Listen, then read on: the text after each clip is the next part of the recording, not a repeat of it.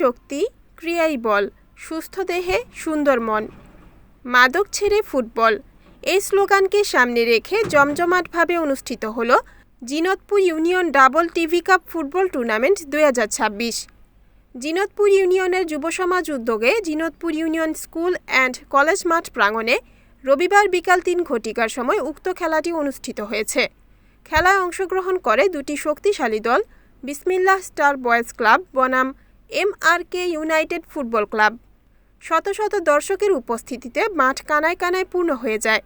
অনুষ্ঠানে প্রধান অতিথি হিসেবে উপস্থিত ছিলেন হাজীপুর গ্রামের কৃতি সন্তান, বিশিষ্ট ব্যবসায়ী ও সমাজসেবক, উপজেলা চেয়ারম্যান পদপ্রার্থী আবু হাসনাত আলম ওরফে রাজীব ভূঁইয়া। সভাপতিত্ব করেন জিনতপুর ইউনিয়ন বিএনপির সাধারণ সম্পাদক বদিউল আলম।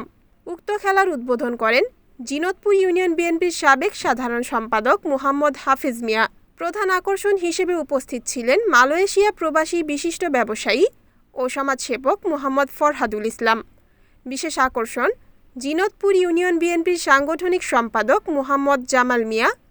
বিশেষ অতিথি ব্রাহ্মণবাড়িয়া জেলা শহীদ জিয়া পরিষদের যুগ্ম সাধারণ সম্পাদক মোহাম্মদ সোহেব আলম চৌধুরী এবং ১ নং ওয়ার্ড বিএনপির সভাপতি হাজী মোহাম্মদ জীবন মিয়া, জিনতপুর বাজার পরিচালনা কমিটির কোষাধ্যক্ষ ও বিএনপি নেতা নুরুল ইসলাম, ২ নং ওয়ার্ড বিএনপির সভাপতি আবুল বাশার, হাজী সুমন মিয়া, ৩ নং ওয়ার্ড বিএনপির সভাপতি জাহাঙ্গীর আলম, কারা নির্যাতিত বিএনপি নেতা মনির রঞ্জন সূত্রধর, জিনতপুর ইউনিয়ন বিএনপির সহ সাধারণ সম্পাদক কবির হোসেন চৌধুরী, ৮ নং ওয়ার্ড কৃষক দলের সাধারণ সম্পাদক হোসেন মিয়া, জিনতপুর ইউনিয়ন কৃষক দলের সাধারণ সম্পাদক রাব্বি মিয়া, ২ নং ওয়ার্ডের কারা নির্যাতিত বিএনপি নেতা মমিন মিয়া, ৩ নং ওয়ার্ড বিএনপির সাংগঠনিক সম্পাদক গোলাম কিবরিয়া সহ আরও অনেকে উপস্থিত ছিলেন।